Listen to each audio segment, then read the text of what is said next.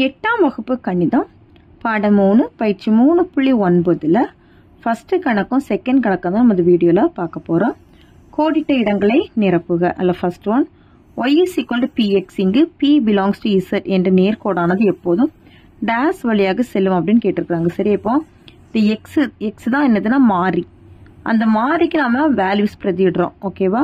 இப்போ நம்ம இதுக்கு மாறிக்கு வந்து வேல்யூ வந்து நம்ம 0 கொடுத்தோம் அப்படின்னா இது ஃபுல்லாவே 0வா மாறிடுமா? அப்ப இந்த நேர்கோடு எந்த வழியாட்டு செல்லும் அப்படின்னா ஆதி புள்ளி வழியாட்டு செல்லும். ஆதி புள்ளி.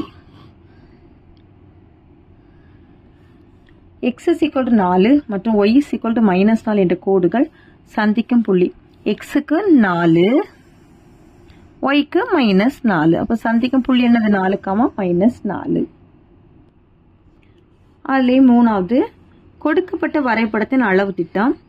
x அச்சின் மீது 1 சென்டிமீட்டர் = டேஷ் அலகுகள். x அச்சில் பாருங்க, x அச்சில் இதுல 3, 6, 9, -3, -6, -9 இருக்கா? அப்ப இது வந்து 3 மடங்காட்டி இருக்கு. x வந்து எத்தனை அலகுலாட்டி இருக்குன்னா 3 அலகுகள். y அச்சின் மீது 1 சென்டிமீட்டர் = டேஷ் அலகுகள்.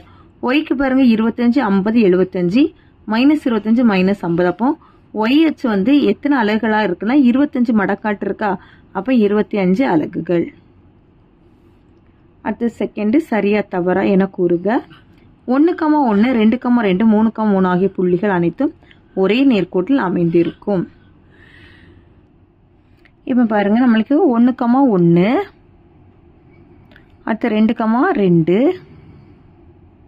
3,3 ஒரே நேர்கோட்டில் இருக்கா? பாருங்க, ஒரே நேர்கோட்டில் தான் இருக்கு. சரி, அப்ப இதனுடைய ஆன்சர் என்னன்னா சரி. இதனுடைய ஆன்சர் என்னது? சரி. ஒரே நேர்கோட்டில் தான் இருக்கு. அப்ப சரி. y is equal to -9x ஆதிப்புள்ளி வழியாக செல்லாது அப்படின்னு சொல்லியிருக்கிறாங்க. எக்ஸுக்கு நம்ம 0 பிரதிட்டோம்னா இது ஃபுல்லாவே 0 ஆட்டு மாறிடும். அப்படிதானே?